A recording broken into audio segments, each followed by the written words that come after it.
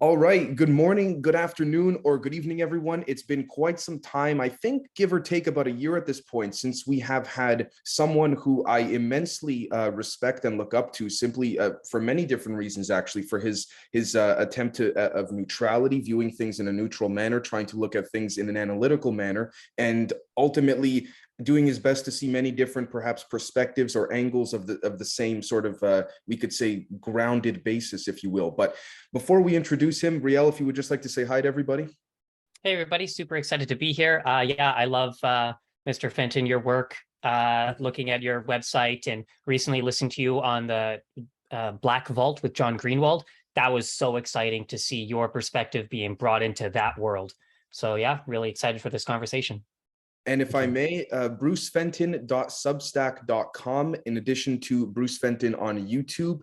And of course, you can go to researchgate.net and find his scientific paper, which I'm just pulling up right here at the moment, in which is titled Australasian Tektites as Interstellar Object Debris, Anomalies in Composition, Formation, and Distribution. So without further ado, sir, thank you for coming on, and how are you today? Thank you very much, Dave. No, appreciate you having me back on. And yeah, thanks for highlighting the recent interview that I did with John. I thought that went really well. That was probably one I'm happiest with because, we did manage to get into quite a lot of details. And as you say, it's a kind of a different, probably different audience to, that I've talked to in the past. And they responded really well. So I was really pleased to see comments on YouTube that weren't mainly attacks. It's nice when there's lots of positive feedback, especially on YouTube. As you know, it can be pretty vicious in the comments on YouTube. So if you get a lot of positive feedback there, you must be doing something right. Right. So if I may start with this, Bruce, what do you say to those, if you say anything at all, that seem to, and I find this quite peculiar, they attack you, which is unfortunate, and not your scientific claims and findings. See, I find quite a difference there. If you are incorrect, why not debunk or disprove the scientific data and not the person? You see what I'm saying? Yeah, I think there's definitely a problem that we see this happening, and not just with myself, of course, but where instead of focusing on research, it does seem that all too often in the fringe world, let's say, aliens, UFOs, paranormal, that there's a tendency for people to kind of congregate around personality and to maybe let a lot of things slip as well, where, someone's maybe not doing the right thing, but they're allowed to get away with it because people like them, or conversely, they could be doing really good work, but because people don't like them, they will get kind of, attacked or just ignored. And I think that's really unfortunate that we see that happening a lot. And again, I don't say it's just myself. I definitely have had that issue. Also, I find, what's particularly strange, in a way I've got used to that happening, but what I find a little bit more strange is when it's the other researchers who kind of just totally ignore the work. And I find that kind of strange, because if I see something interesting from, another writer, influencer, researcher, I would kind of talk about that, and say, hey, look, this guy does it really interesting, or, I think there's something wrong with their work. I've actually had just mainly silence from the researchers themselves. And I find quite strange. I don't know that one. Yeah, I wanted to bring that up, kind of get right into it, because Avi Loeb was brought up in the discussion, and I know Greenwald had asked you if there was any communication, and I believe that you had reached out but just hadn't heard anything back. Yeah, that's right. I've emailed Avi directly on his university email before, and also tried a couple of times going through the Galileo Project's main contact box, which you would assume is manned, right? Because somehow they've accrued 200 people that apparently are now part of their efforts, as well as a long list of scientists, all kinds of people in the UFO world who are now, I'm not sure quite how it works, but they are some kind of consultants to the project. So it would seem that normally people can contact the Galileo Project, but for some reason I get only silence. So I don't know what to make of that. Other people have said to me, it seems a bit suspicious. And kind of like you're on something. There's something funny there. Yeah, it's kind of funny. And I have contacted scientists who are actually partnered with the Galileo Project. So again, it would seem unlikely that all of these people either haven't seen my emails And on top of that, wouldn't have mentioned to Abby, hey, look, there's this guy, he seems to be writing on the same kind of topic. And as you pointed out, it was actually highlighted recently in an interview we had on Kurt Tremangel's Theory of Everything podcast, which obviously is quite a popular kind of science podcast. You know, someone asked the question, you know, are you aware of, you know, Bruce Fenton's paper on this topic? And it wasn't clear if he was aware or not, but of course he took a very on the fence kind of response to essentially just saying that, yeah, the idea of these tektites, which of course we'll go into a bit, but that these tektites that I'm suggesting could be debris from an interstellar object. You know, he sort of says, yeah, that's, you know, it's basically valid. It's a valid hypothesis. You know, they could be, they're mysterious. We don't know if they're from an unusual comet, asteroid, interstellar object, but never mentions my name directly, doesn't mention the work. So in a way, it's a very strange kind of response when they're saying, you know, me by name and my paper, and neither of which he refers to directly. And then there's no sense that he's intending to go and look at it or contact, you know, it's a kind of a strange one, because in his shoes, you would think he would be interested to have a look, see if there's anything there, right? So sometimes you're left wondering, you know, what is the story behind that? Because it's not like there's lots of researchers putting out papers on interstellar objects. There's a few now, but it's not lots. So you would think that if you were really into that topic, you would read all of them. Yeah, I completely agree. And just on this, like, I just want to be mindful of things that I say, but I've also done my own deep dives on these, you know, the characters that seem to be in positions of power that are responsible with ushering in this new era, especially to the academic world, about, you know, extraterrestrial intelligence. And when you look at where they come from and backgrounds and just kind of things, you start piecing together. It's like, oh, so that's why certain people are in certain positions of power. And they, yeah, just because I assume this is going to be a public episode, so I want to just be mindful of. If I may, Bruce, could you break down very briefly, without putting too much weight on your shoulders on the spot, what your paper is about in particular for those that are not familiar?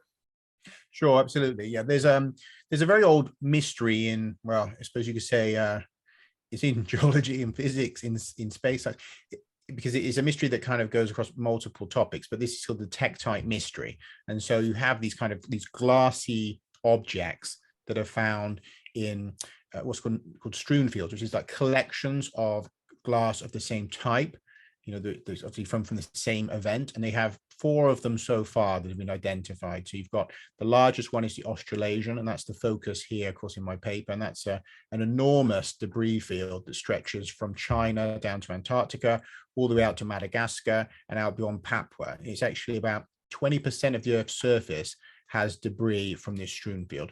There's another one, the Moldavite strewn field, which is probably the best known, because Moldavite crystal is very pretty. It's a green gem-like glass that's used in jewelry and has been given well, it's believed to have by many people some kind of, you know, healing powers or, you know, special things to it, so it's quite popular.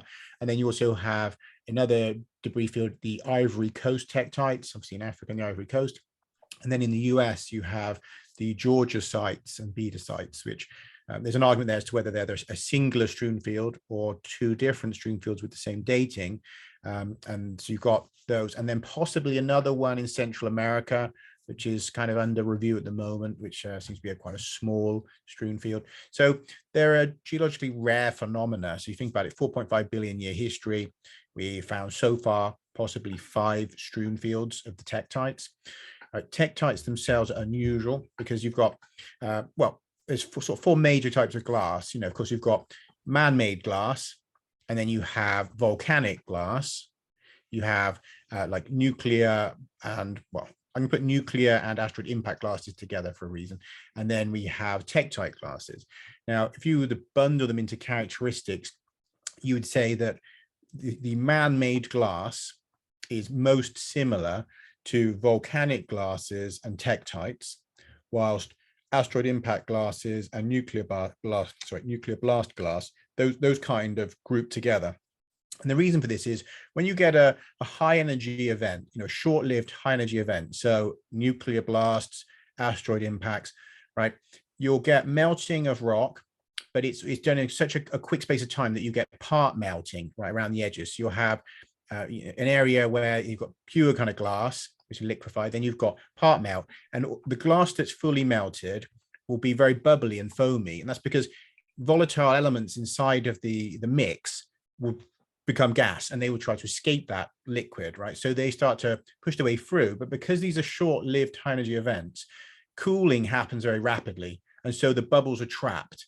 And so what you end up with is a very foamy, frothy looking glass. So anyone who has a look at, say, nuclear blast glasses, that you'll see that's very classically very foamy, but the same applies to asteroid impact glasses. Okay.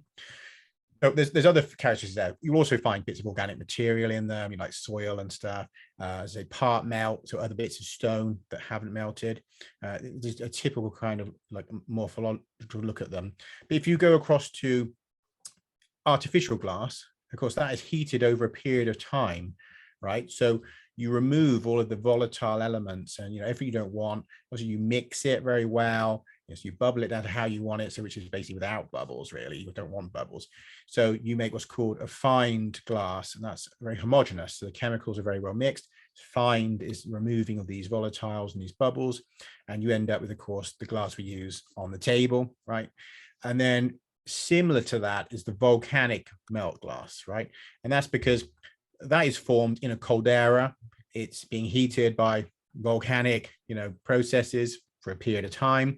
Again, you get outgassing, you get a lot of mixing occurring in there, and so you end up with a pretty much fined, homogeneous glass, right?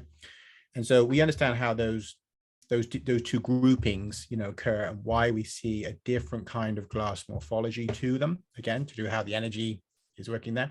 Now, the mystery with the tektites is that if these are an asteroid impact glass, which is currently the main hypothesis, right? The popular hypothesis. I don't want to say consensus, because I don't think there is a consensus. If you look, you'll see that there's always been people who disagree with this, and it's considered a mystery. There's elements of the story which are not understood, and anyone involved in the tektite research will admit, that they do not fully understand how this stuff is formed. But you look at it and find that it resembles the volcanic and artificial glasses. It's very well fined, very homogeneous, so very well mixed, and yet it's supposed to be an asteroid impact glass. And so this has been one of the major problems with this story, is that, if we're going to say that's how it formed, then you have to give an explanation for how come it's not frothy, foamy, full of other things like soil, part melt. Why isn't that happening? Why aren't we seeing the same characteristics we see at every confirmed asteroid impact site that's got glass, right? So there's been about 140 odd years or so of scientific research into the topic. In fact, the first person to write on Australasian tektites was actually Charles Darwin, which is kind of funny little twist to the story, because there's some of this dovetails into the human story and our origins, from the work I do. So it's kind of funny that you've got Charles Darwin of all people kind of tied into this story. He actually thought it was a kind of volcanic glass, and that's since been kind of, you could say, debunked. There's been other theories, in ancient Aboriginal culture that made artificial glass, lightning striking clouds of dust, antimatter events, all sorts of stuff. Really, whenever there's a mysterious phenomena, right, you're going to get a load of people throwing hypotheses at them. Yeah, because everyone wants to kind of be the one who solved it. So you had all these scientists, they're all applying their hypotheses. Over time, those got whittled away down to basically two. And you had, on the one side, you had a load of guys from NASA, particularly those space engineers and rocket engineers, but they could see that some of this glass had shaping from entering the atmosphere, right? And there was other characteristics there suggesting that these were hard, cold glass spheres when they entered the atmosphere, and then had been melted again, like secondary melting as they came in. So the front edge melted, ran backwards. You've got these kind of saucer-shaped pieces, which are called tektite buttons, right? And so they know that these have to come in at these really gentle angles, almost horizontal to the plane of the Earth, right? Now that is essentially orbital paths, right? Decaying orbital paths. So they're saying, well, okay, so how do we end up with this stuff in an angle that matches an orbital path unless the parent body was in orbit and it broke up in orbit? The only other thing they came to was that potentially it'd come from an angle from the moon and had come in at just this right angle where it had kind of glanced along the edge of the atmosphere and then had rained down across mainly southern Australia, these buttons, but also in Java as well.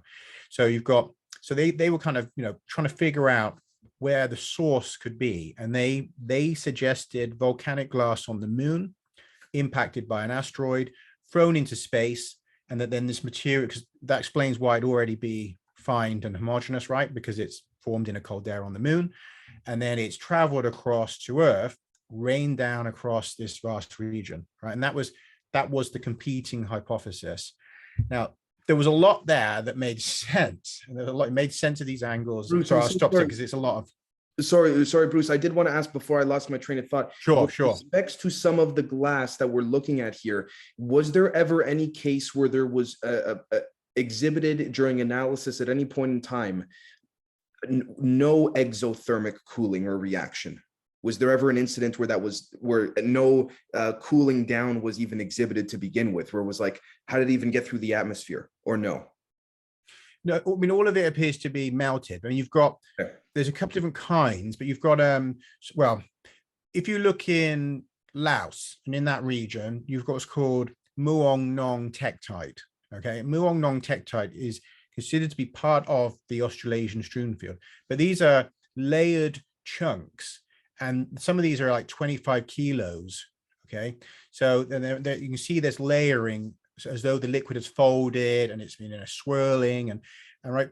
And so what they came to one conclusion. First thing is, like, if you think about it, a 25 kilo chunk is not going to fly far, no matter what kind of impact we're talking about, right? So they're saying, well, those would have to be what's called proximal ejecta, i.e. they're very near to the impact site, okay, if that's what it was. So they've got, this is kind of spread across, you've got some Thailand, Laos, even actually some in southern China, right? And I think in the Philippines, they found some as well. And that's a kind of a massive area for close to the impact site. So these are like thousands of miles apart. And so they said, well, what kind of impact crater is going to be that big? And so on top of that, they haven't found a crater. So now you start having this really crazy problem, because you're saying, well, you've got an impact site that seems to be 1,000 miles across, maybe. And then you've got a debris field that stretches like, well, I think it's just over 10,000 kilometers down to, China to Antarctica.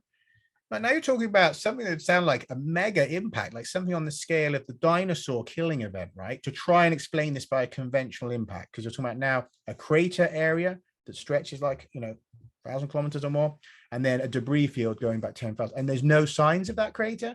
And keep in mind that this material is dated to 788,000 years ago.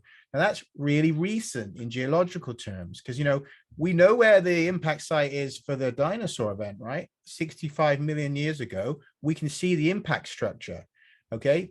In fact, it's visible on land, but also it's detectable from anomalies in the ocean. So they've got the whole, it's mapped out the whole crater, right? 65 million years ago. But you can't find one from 788,000 years ago that apparently was able to throw up, it's about, well, some estimates about maybe 1 trillion tons of debris going up to form this amount of glass. And on top of that, as I say, these huge chunks across from China to Thailand, where there's no way that they could have flown far. In fact, the furthest that debris should travel from an impact site is around 600 kilometers, okay? And the reason for that, and this is like kind of basic physics really, is that as an object flies through the air, it's meeting resistance. So no matter how fast it's going, right, that air ahead of it is being compressed and is slowing it down. So the faster it goes, the quicker that happens, the quicker it falls. If it goes at a higher angle, it will go into thinner atmosphere, but it has to go over a longer distance. This correlates to shallow angle. Sorry, this correlates to mass, inertia, velocity, all of it. Yeah, because you think like, the lower you go in the atmosphere as well, the denser it is. Right. So if you go a shallow sort of acute angle, although that would seem to allow you to have an object travel further, actually it will face denser atmosphere and it will be stopped quicker. So, and with more obtuse angles, it has to fly much further to get there. So in both scenarios, there's a massive problem. So they came to the conclusion that the optimum angle for distribution of material in an impact or, blast of any sort is about 30 to 45 degrees. That's kind of optimal. But even then, this would this material will not travel much further than around 300 kilometers before falling, so 300 or 400 kilometers before falling. If I may ask, Bruce, before you go on, thank you so much for these exquisite and extremely detailed answers. Super appreciative of. Is there anything having to do with the terms angular momentum being used with respects to any of these anomalies or tektites crashing? And what I mean by angular momentum is we see now there's been this discussion in quantum physics, although I say all the time that, it's largely left vague as to what it really is. And that's a whole other rabbit hole in and of itself. But this idea that angular momentum, that space likes to curve instead of go straight, does that, and objects within that local, we could say, vicinity like to curve, if you will, which speaks to obtuse and right angles and things like this. Is there any indication of that when the crash occurs, it's more, for lack of a better term, a curvature or curving in motion rather than linear? Not that I'm aware of. Okay. So not that I've read in any of the papers that I've looked at, but I will say there's like hundreds of papers that relate to the tektite topic. So gotcha. I can't exclude the possibility, that someone hasn't talked about it. It's kind of amazing actually how many papers are actually on the topic. So once I start digging into it, you realize that so many people have kind of weighed in, so many scientists at different times have weighed into this topic, geologists, obviously from their interest, physicists from their interest, to say that, like, it's the NASA rocket scientists for their own reasons. It's quite amazing actually to find there's chemists as well, the interest in the makeup of these. So it turns out there's an extraordinary amount of study on them. And if we look at the literature, for example, which I'm appreciative, because I know your stuff, and especially with this stuff, when we look at the literature, is there any institution, body, or agency, whether federal, private, whether in Europe or North America, in which essentially says, okay, let's allocate and appropriate some funds to this to then look for? Or is it just kind of like not debunked or even attacked, but maybe just ignored? And I ask this because I remember you telling me first time we chatted 1.5 years, 2 years ago, you had said that you had spoken, if I'm not mistaken, to someone within STEM, science, technology, engineering, mathematics, someone high up, and they said, oh, I'm aware of your work, but I'm not allowed to comment on it. I've had that with my other work, with the human origins work. Right. More Yes. so, yeah. I've had people say that, and I've had people advising me that, I had one guy over in Germany, a professor, who kind of was saying, look, so just to tackle things, you always hear people say, have you got peer-reviewed work? And, it's not real unless you've got peer-reviewed. I was talking to this guy, and he said, look, I'm a professor, obviously I write in geology. So he said, if I want to put through a paper that's even slightly controversial, I will put forward, a team. I could try and get as the most respected people I can on board to collaborate, and I would still struggle to get that paper in to be reviewed. He said, I don't like your chances. I think people have an unrealistic view. So, you can just pen down the paper, give it to nature, and nature will judge it for you. It's like, really? I mean, you have to ask how many people that say that have ever written a paper, right? Because I'm going to say, I'm betting it's zero, right? Well, but they'll say, yeah, just, you should have it all peer reviewed. And it's like, that's not quite as easy as you might think, especially when you're talking about, the kind of topics that I deal with. You know what I mean, Dave? I mean, do you think many review boards from leading journals want to hear from me talking about anything with aliens? Particularly, to be honest with you, Bruce, and I don't mean to get conspiratorial here, but I think there's cause for attention to be viewed as this in some regards, especially when such committees or peer-reviewed colleagues in the field, and I'm not saying this is the case, but a possibility perhaps have maybe received an incentive, maybe perhaps financially, to ignore work such as yours. I think we've got a couple of different problems. I mean, obviously I think that can happen, and it probably has happened to people to have situations like that. But on top of that, I think we also have this kind of extreme conservatism in science, particularly around the topic of aliens, right? Or anything to do with, I think, human origins as well to a degree, but also alien topics. These are really sensitive in terms of people's careers, right? And if you look at some of the guys that have worked in this area, like for example, Professor Chandra Wickramasinghe, who for years has been writing on panspermia, right? Really good evidence and stuff. But he struggles to sort of get that moving forward, because there is so much kind of resistance within the conservative, leadership of the sciences and in terms of the journals and stuff, that although, he's had, work published, he's kind of in some ways respected, he's also had a lot of pushback. And I know that one of the guys who's worked with him, Professor Milton Wainwright, who's a kind of a British scientist, who's a microbiologist, said that when Wickham Singer said to him, look, do you want to come and work with me on panspermia? And so he was thinking, he said, I thought, well, there must be loads of people like queuing up to work on this. It's such an exciting area, the possibility of life starting out in the cosmos and seeding Earth. And he said, and then he soon came to understand that actually, no, nobody wanted to work with him because they were all worried it would affect their careers. They didn't want to lose out on grants, that they didn't want to be associated with aliens and woo and anything like that. Even though this is solid science, he said he realized that actually almost no scientists wanted to associate with the topic at all. And these are serious scientists. You know what I mean? This isn't just me doing my work. You've got, astrobiologists and microbiologists who realize that they are in a struggle against the powers that be, within the journals, the academic community, the kind of the leading voices who are really looking down on these topics and aiming to ensure that they're not taken seriously. So is that in some way conspiratorial? I mean, I suppose it is, because look, if there's people conspiring for whatever the exact reason, if they're conspiring to downplay these topics, which the public is really interested in, right? And making sure that funding doesn't really go to these projects, to me, that something is terribly wrong, right? Because how does that make sense if most of the world's public is interested, but within academia, they're like saying, no, you shouldn't be taking those topics seriously. It just seems wild. This is okay. Well, first off, I just want to thank you for these incredible answers, because I do agree with you, and to the fullest extent. It's not that there is always, or maybe I don't want to say ever, because there's been some strong evidence to suggest otherwise, but individuals, a handful of them in a room, rubbing their hands, kind of going, we're going to orchestrate this and that. But it also seems to speak to this idea of perhaps Mr. Eric Weinstein's disk theory, distributive idea suppression complex. It's not that there's always a coordinated strategic effort, but that there's more of a loose coalition of you could say, for lack of a better term, verbiage, or a thought form rather, or understanding that's kind of like, listen, don't push it, wink wink, nudge nudge, just let it go. Sort of like when your first time on a new job, and then your boss tells you, listen, you can take an extra 30 minutes for lunch because everyone just does it anyways. Same idea, right? So yeah, I mean, well, look, I mean, in my my Substack, the second one I wrote, I kind of tackle some of this, because this with the Mars missions, right, that we go back to the Viking missions, they, although the primary aims wasn't really to detect life, it was like to survey the planet, look at the geology, the chemistry, but they did include these tests for indications of life. And so they took along like 4 experiments that would potentially tell us if there was life, and then when they ran these, the first 3 all came up positive. Right? And you think that's like, wow, amazing. It looks like we've detected life. This is great. But one of those guys, I can't remember the name of it. I referred to a scientist who, read the mission logs, because he was working with NASA, and he read the mission logs, and he was like expecting it to be like, that they'd be really excited. He said, but from what the sense you could get was a sense of fear.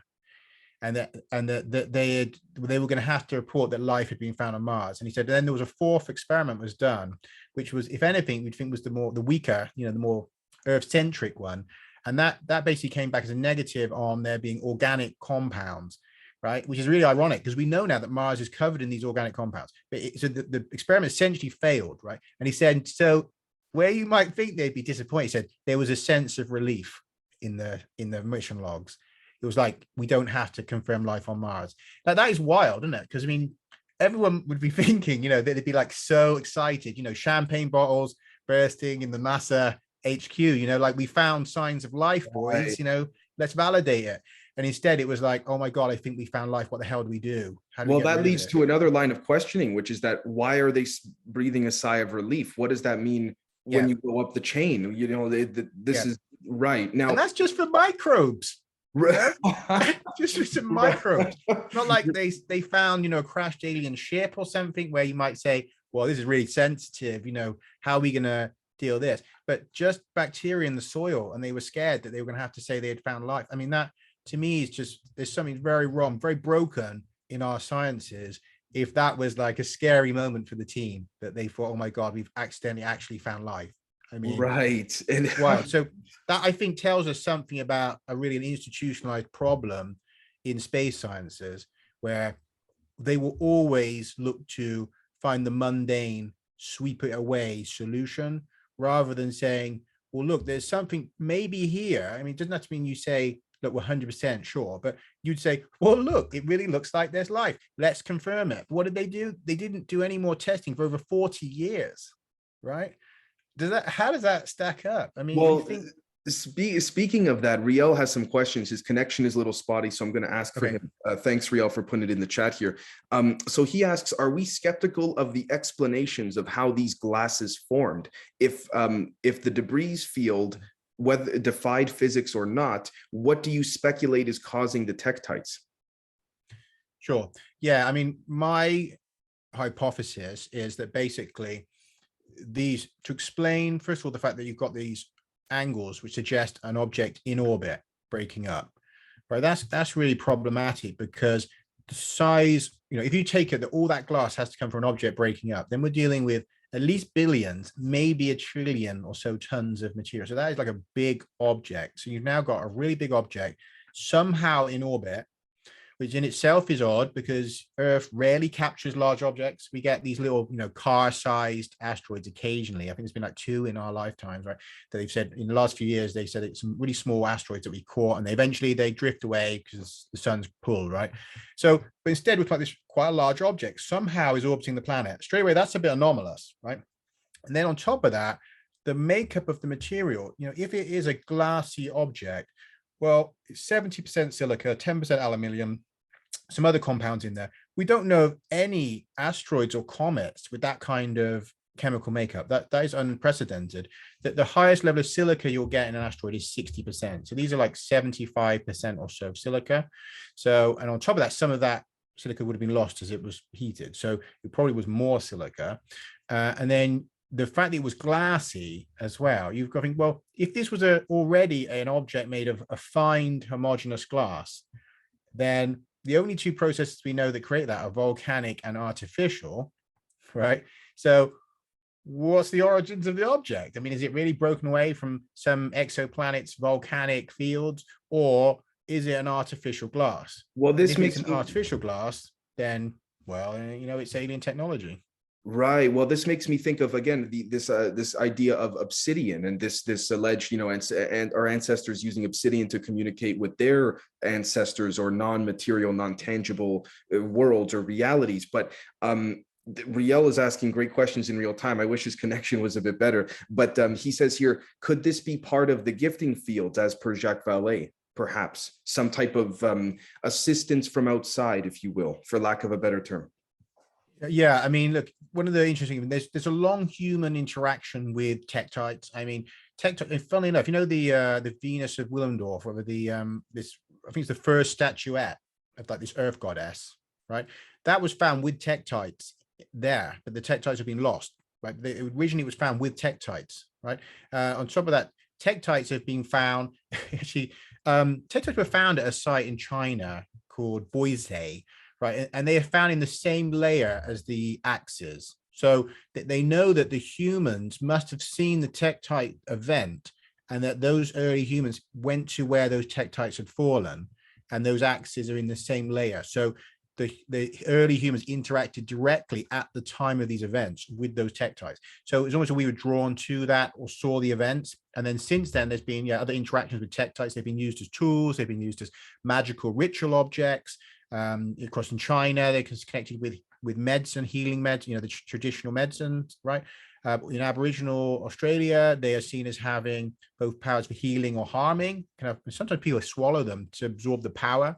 And there's legends there of them coming from space, right? And yeah, that shouldn't be known, but there's legends of them coming from space. And in fact, there's one account or where they say the heavens.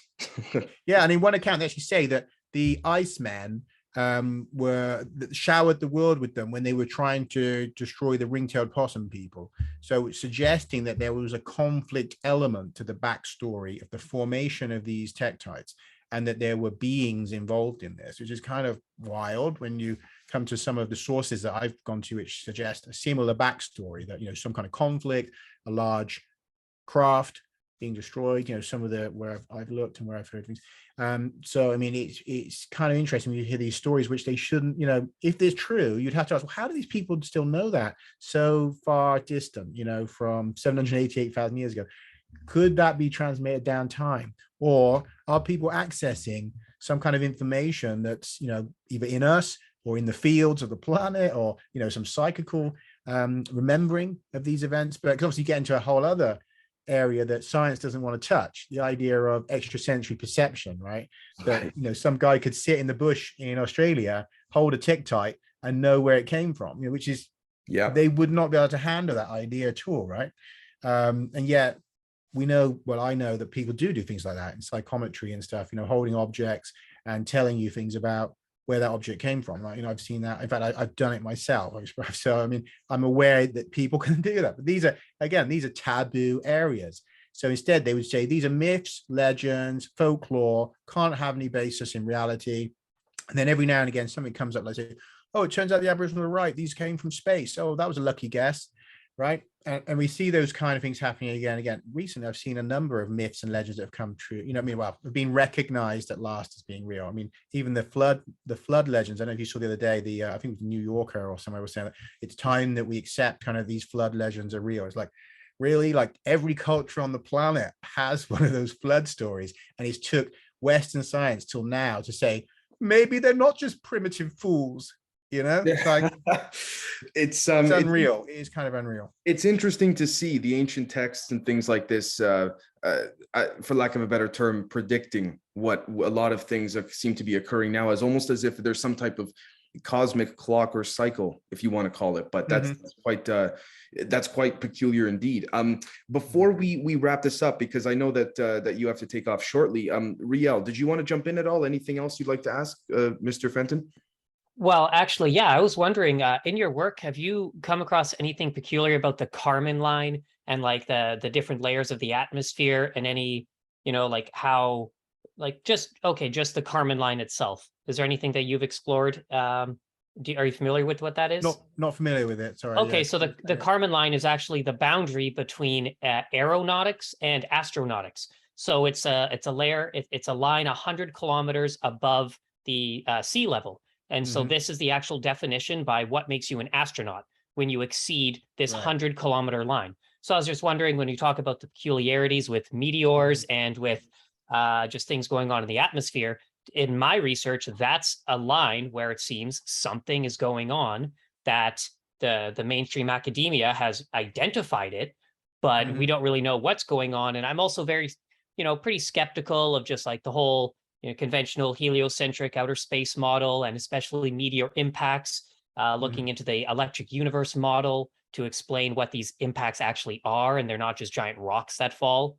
I know I'm kind of laying a lot on you, but I've unfortunately just had to stay silent during this because of my connection. Yeah, but I'm sorry. Anyway, Yeah, no, I'm a little bit familiar with the electric universe model. I mean, years back, I read some things on it, but I'm not going to say that, I have expert knowledge. I mean, certainly I understand that some of the interactions between objects, electrical interactions that are happening, certainly makes sense to me. And also, some of the electrical models for the sun and for what's actually, well, when we look at the cosmos in terms of the way we've had explained, I suppose, a very simple way in school, like, for example, that heat radiates out from the sun and it travels, but you sort of think, like, well, hang on, travels through what, radiates through what, and that, that you have to really sort of question the models as they've been explained to us, and like how the sun works. There's a lot we don't know. I mean, we haven't sent a probe inside the sun. So there's a lot of these kind of, things that are taken for granted. Like, I mean, I couldn't say for sure that the center of the sun isn't cold.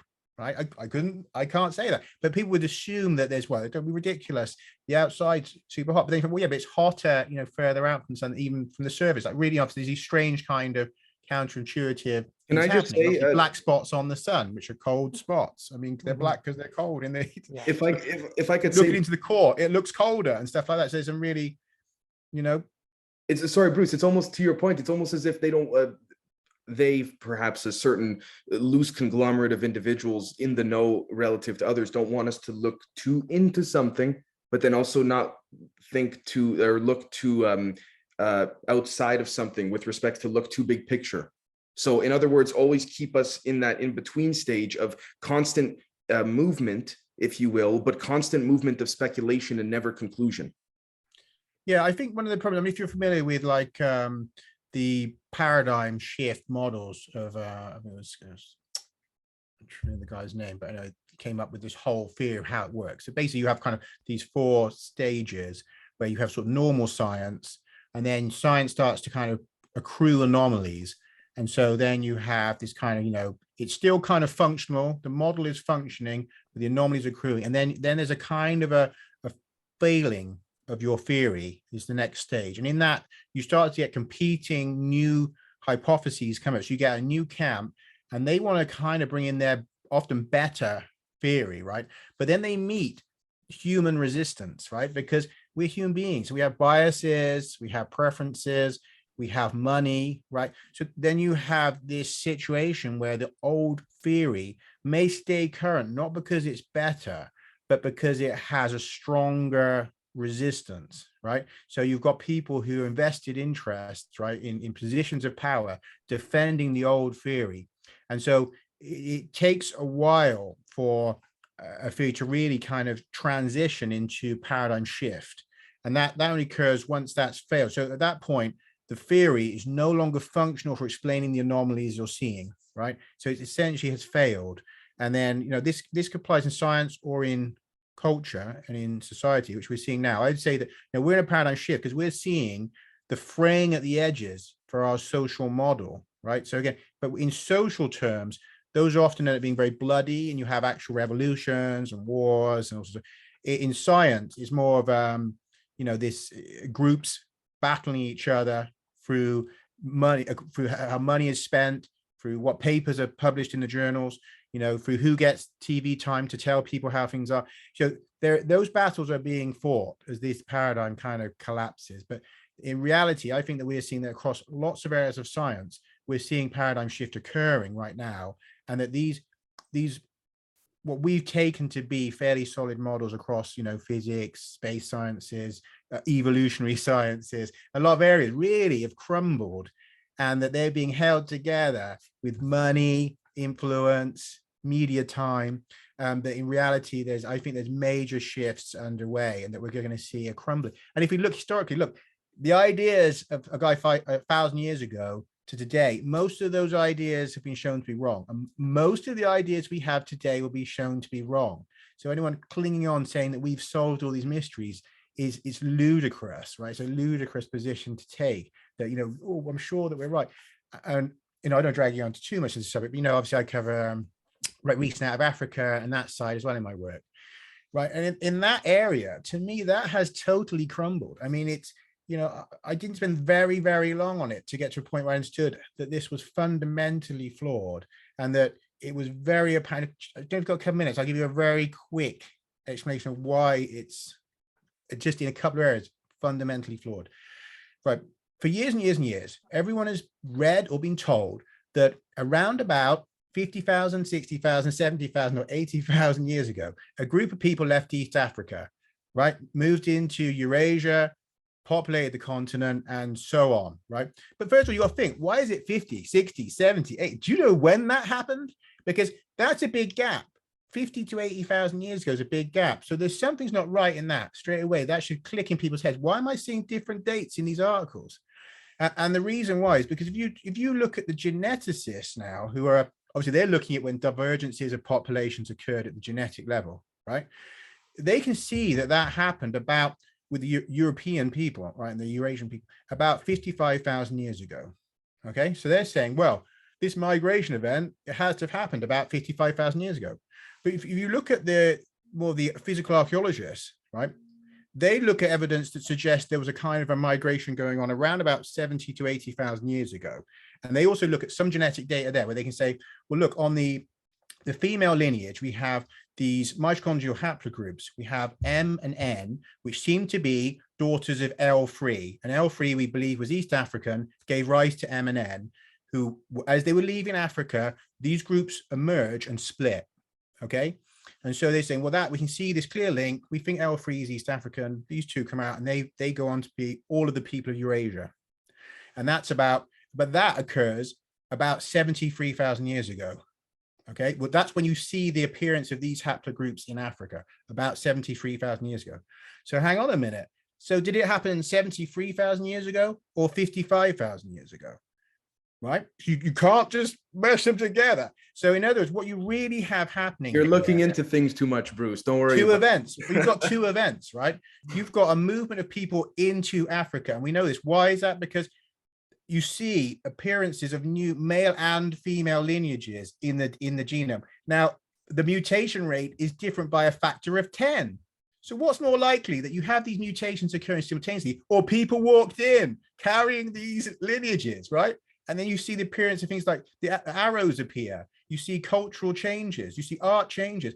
Things that point to a cultural group walking in who's bare armed because they've got ranged weapons, and they just sweep into the continent. They can't be stopped. You see the genetics move right across west and south into Africa. It's absurd to say these people are walking out. It's absurd. And then you look down in Aboriginal Australia and stuff, and you find that there's people down there 80,000 years ago. The evidence shows they were there. So how did they get there? They flew the helicopter on day one and land. I mean, it's absurd. They're getting there before they've even left Africa, right? Bruce, So that model has collapsed. And yet Absolutely. I talk to these people, like I said, you said earlier, people don't want to talk about my work, but I would contact leading scientists who say, we know your book. Why do you know my book? if it was so nonsensical, why do It's you? so nonsensical. I had an article on Forbes. It was removed from Forbes in about 3 hours because a coalition of anthropologists told them to take it off, and it was just taken off. Wow. This speaks to the whole concept of not wanting to, as they say in the old days, pull the rug out from under one's prestige in terms of the social structure. Yeah. These people are teaching this stuff on Monday morning. They'll be teaching it to their students. They don't want to look silly, right? Well, they've got incomes based around this, grants based around it. They put their names to this their whole lives. They're very vested. Well, now, there's also other reasons going on as well. Yeah, and in addition to that, exactly, the scientific paradigm is collapsing, the anthropological paradigm is collapsing, the historical. So the way I see it is that they're using science as a way to cling on to their power. Because if we realize that, you know, everything we've been told about history is a lie, well, then we're going to start questioning everything else. The economy is going through this huge collapse. And not to go on additional tangents, but everything, it's like we're hitting this threshold where everything is changing. And it's just a matter of how we kind of maneuver and navigate it. Like, are we going to hit, can science be saved in a way, or do we just have to hit this like kind of self-destruct button and rebuild our paradigms? Like, I'm really happy. I think it was Thomas Kuhn. Maybe that's who you're referencing to. Okay. Yeah. The structure of scientific revolutions. Right. But yeah, I totally agree with everything that you're saying. And this is, and I also just plugging Earth Ancients as well, because that's where I've also heard you on, and I really love that program. So for anybody that's interested in this subject, that is another program that is very good with looking into the alternative anthropological and archaeological stuff. Like, we now know that the Chinese were in South America. Like, that's groundbreaking archaeology that is not getting talked about at all, except in very fringe, minute academics. Right. Absolutely. I mean, again, there's always multiple answers why something is, but I think one of the problems with when you have cultures that appear in areas where they supposedly shouldn't be is I think that the kind of mainstream academics, right, they have this kind of fear that, you know, years ago they were quite involved in like the Atlantis kind of research. You know, mainstream archaeologists were there saying, you know, the Mayans, Atlanteans, and that they got kind of burned on that, right? And so now there's this kind of like absolute reluctance to go there with any kind of cultural diffusion. As soon as you start saying, oh, I think I can see some symbols in Egypt that are like, no, you can't, you know, you imbeciles, you know, you're making it up. And it's kind of like that. There's a kind of total rejection. I saw that when I did I had an article that went out in Epoch Times about Göbekli Tepe, where I was pointing out some of the symbols there are pretty much identical to symbols in Northern Australia, right, in Arnhem Land.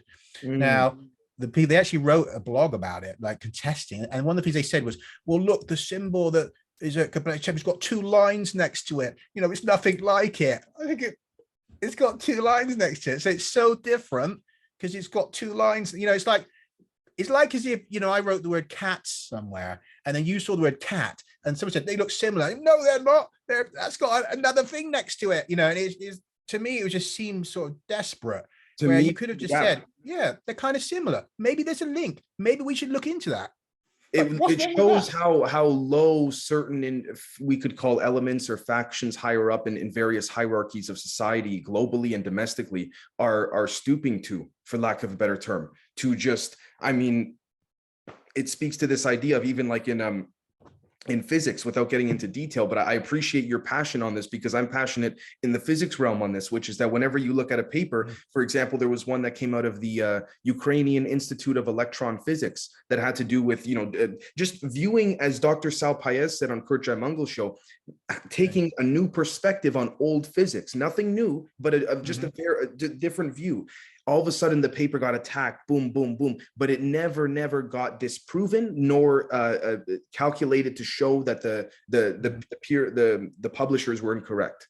So it's one of those things. But Bruce, sir, we've had you on for quite some time now, and I think our audience is really going to appreciate this and love this. But before you go, two things, if I could just ask you to stay on after we're done recording, and if you could please tell our audience where and how you could be found, your Substack, your YouTube, all of it. You do fantastic work, sir. Yeah, I mean, obviously, people can certainly go to my Amazon page. They look me up on there and find my books are on there. I've got 2 available: Exogenesis, Hybrid Humans, obviously the Inter-Africa, I've forgotten Exodus, the Inter-Africa theory. Also, of course, the Substack, Bruce.Fenton. Was it? I think you mentioned earlier, Bruce. Is it BruceFenton.substack or Bruce.Fenton? I think I'm not sure they do it on Substack, but I think it's BruceFenton.substack. Give me 1 second here, and I'll get it for you. It is. Is that right? It is Bruce. Sorry, 1 second. BruceFenton.substack.com. Yeah. Yeah, that's it. Thanks. And on there, and what I'm doing is at the moment, I'm focusing on techno-signatures topics, or alien techno-signatures. It's a kind of a walkthrough. It's going to be quite a few articles and laying the groundwork for why all these kind of discoveries get ignored, and also what the best evidence is for alien techno-signatures so far in terms of, I do go a bit into the biosignatures as well, and like say Mars and stuff like that, these things have happened, but the main focus is on technosignatures. So it will be obviously dealing with the tektites, but also with genetics, evidence that maybe there's been something happening in manipulation in genetics, and also the work of other, scientists and researchers who I think have done really good work. So I highlight 3 or 4 other people who I think have been ignored, and that they've also have produced what I think is evidence of aliens, but I'm leaving it for the audience to decide. So I don't put it as this is proof, because it's not, right? There's always going to be a counter argument. Sure. Proof is a standard nobody's going for in science. You're going for the strongest evidence you can accrue for your hypothesis. And if it becomes the strongest, it should be accepted as the theory. That's it. That's right. Science. We're not proving, you're not proving it. I'm not trying to prove it.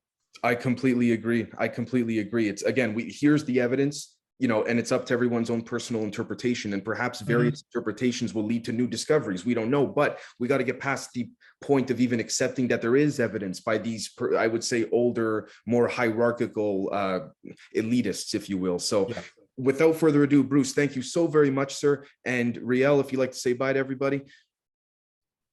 Yeah, it was a pleasure, and I look forward to having another one with Bruce, and see you all very soon, everybody. All right, take care.